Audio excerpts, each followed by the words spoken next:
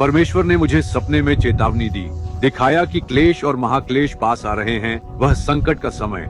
मैंने देखा कि हिंसक भीड़ उन ईसाइयों को मार रही थी जो पीछे रह गए थे, जो रैप्चर से चूक गए थे।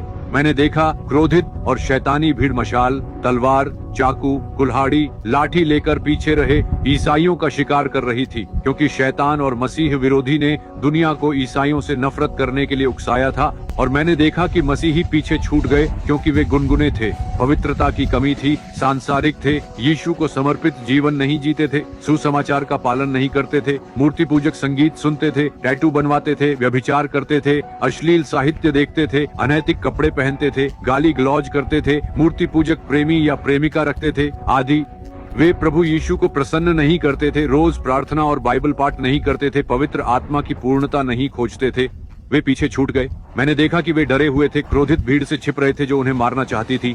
सपने में मैंने देखा कि युवा और किशोर सबसे ज्यादा मेघारोहण से चूके और क्लेश में फंसे। उन्हें देखकर मुझे बहुत दुख हुआ। मैंने देखा कि भीड़ में से ज्यादातर को मार दिया गया, सिर्फ ईसाई होने के कारण बड़ी हिंसा से। लेकिन कुछ और भी थे। वे जमीन में छेद खोदकर अस्थायी जेल बना रहे थे, जिन्हें जाली से ढक देते थे। मैंने देखा वे गड्ढा खोदकर पीटे हुए व्यक्ति को डालते, फिर सीढ़ी रखकर ढक देते ताकि वह बाहर न निकल सके।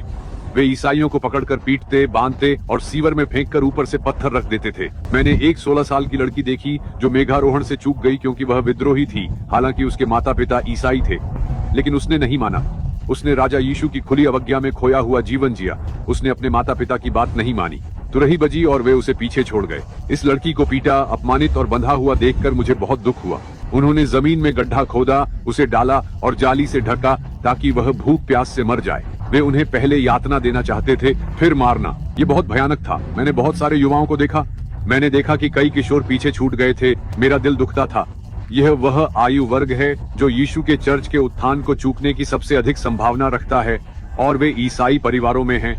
उनके पास सुसमाचार सुलभ है, लेकिन शैतान ने उन्हें धोखा दिया, गुलाम बनाया, फंसाया उनके दोस्तों का इस्तेमाल करके।